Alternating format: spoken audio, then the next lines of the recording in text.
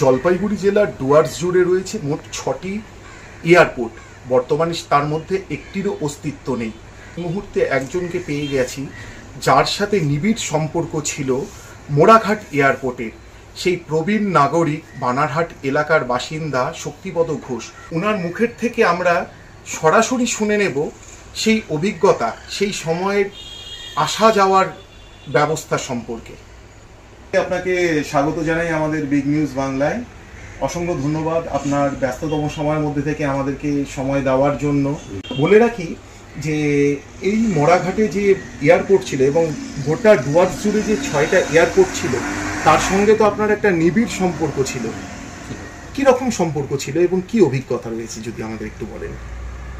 আসলে আমাদের মালপত্রের ব্যাপার তো আমাদের দোকানের সমস্ত মালপত্র ওখানে আসতো, বাই ইয়ারে আসতো। আর সেই আটকাচ্ছি মূলত কত সালে এই মোড়াঘাট এয়ারপোর্ট যেটা তার পত্তন হয়, সৃষ্টি হয় কত সালে? হচ্ছে 51 চালু হলো, চলো হলো বীরপাড়ার দিকে যেতে যে ওখানটা আছে ল্যান্ডিং, ওর নাম ছিল কি ওখানে আর কি। মানে মোড়াঘাট এয়ারপোর্ট 1951 সালে এখানে স্থাপন হয়। তারপরে ওটা ফ্ল্যাট হওয়ার জন্য তেলিপাড়া নাম, তেলিপাড়া নাইট হলো, সেই তেলিপাড়ায় সরিয়ানা। আর সেই প্রথম সাইনবোর্ড লিখলো। আচ্ছা, সেই সময় কটা বিমান এখানে এই মোড়াঘাট এয়ারপোর্টে ওঠানামা করতো? দুটো, সকালে একটা আর দুপুরের দিকে বা দুপুরের দিকে একটা। আচ্ছা, কোথাকার থেকে কোথাকার এটা যাতায়াত ছিল? দমদম এয়ারপোর্ট থেকে তেলিপাড়া, তারপরে এই জলপাইগুড়িতে পাঙ্গা, সৌগা, গ্যাসমোড়, মাল বুঝে বা প্যাসেঞ্জার বুঝে ওরা নাম্বার দিতে পারে। মানে সেই সময় কতক্ষণ সময় লাগতো কলকাতা থেকে এই ডুয়ার্সে আসতে? ধরুন 4টের সময় উঠলাম, আমি 5টা 5:30 পৌঁছে গেলাম। খুব সময় দেখি ওরা এক জায়গায় 2-4 জায়গায় দাঁড়ালো, 6টা হয়ে গেল। তো তাতে আবার কে কোনো সাহেবরা, প্রচুর সাহেবরা কিছু মনে করতো না, বিলিশ সাহেব ছিল তো নেই। একবার আমার মনে পড়ে যে আমার কাছে তো গরম জামা কাপড় পরিনি। ট্রেনে ওঠার পরে প্রচণ্ড কাপড়ি ধরে গেল। আমার পাশে ছিল বিলিশ সাহেব, ও একটা কম্বল নিয়ে আমাকে জড়িয়ে লাগিয়ে দিল। সেসব কথা তো মনে হলে কষ্ট হয়, কোথায় ছিল গুরু চলে গেছে। আর এই এয়ারপোর্টের তো এখন ভগ্ন দশা, সামনে দিয়ে আসা যাওয়া আপনার চলে, দেখলে কি সেই পুরনো স্মৃতির রোমন্থন হয়? প্রচণ্ড হয়, মানে কি দুঃখ যে হয় আমার, সে আপনাকে কী বলবো। সেই সময় কলকাতা থেকে মোড়াঘাট বিমানে আপনাদের ভাড়া কত ছিল? প্রথমে ছিল 60 টাকা, 60 হলো 90 টাকা, তারপরে 95, আমাকে আবার 100 টাকা দিলে আমাকে 5 টাকা ফেরত দিত। এটা কত সালের থেকে কত সালের পর্যন্ত বললেন? 50 সাল থেকে ধরুন 75-76 সাল পর্যন্ত ছিল। তাই তো বলছি 74 পাই লাস্টে 150 টাকা ভাড়া ছিল। আমি তো কোনোদিন ট্রেনে চড়িনি।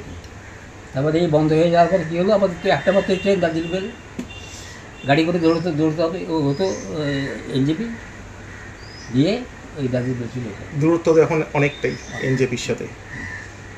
তো আপনি কী চান, আবার কি বিমান যদি চাইলে তো হবে না।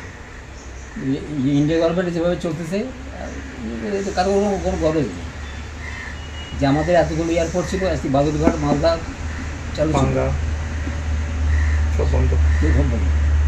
কুচবিহার একটা সিভিল ইঞ্জিনিয়ারটা করে দিয়েছে, সে কবে করে বন্ধ তার ঠিক নেই। 7-8 জন করে যায়, এতে কোনো সার্ভিস থাকে কিছু। অসংখ্য ধন্যবাদ জানাবো ওনার মহামূল্যবান সময়ের মধ্যে থেকে কিছুটা সময় আমাদের দেওয়ার জন্য। এবার আমরা আরও একজনের সাথে কথা বলে নেওয়ার চেষ্টা করব। প্রথমে আপনাকে স্বাগত জানাই জ্যোতিবাবু আমাদের বিগ নিউজ বাংলায়, আপনার সময় দেওয়ার জন্য। আপনার বাড়ি থেকে কত কিলোমিটার দূরে ছিল এই এয়ারপোর্ট? আমার বাড়ি থেকে ঠিক 4 কিলোমিটার।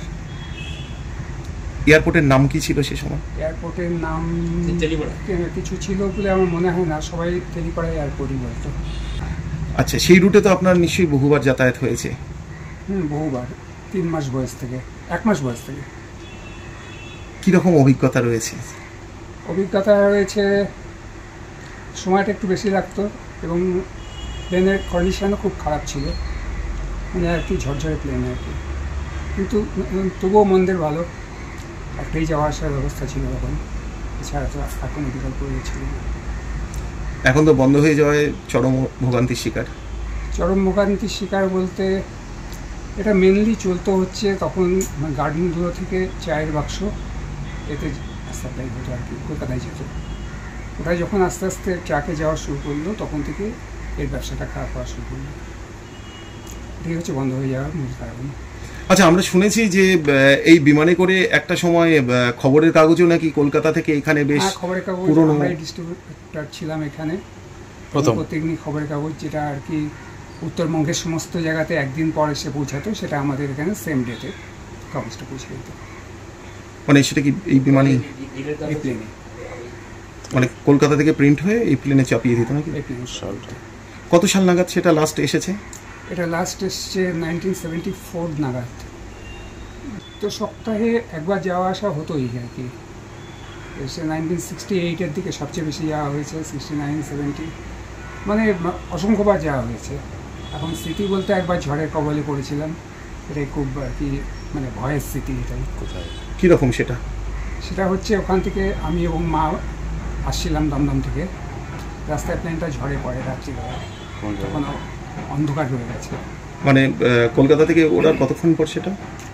ওড়ার ধরুন 15 মিনিট 20 মিনিটের মধ্যে তারপর ঝড়ের মধ্যে পড়ে এবং লাইটনিং হতে থাকে, এবং মানে খুব কন্ডিশন খারাপ হওয়ার জন্য একটা ইয়ে ছিল যে বৃষ্টির জল ঢুকতো প্লেনটাতে, এটা একটা বড় আতঙ্ক ছিল।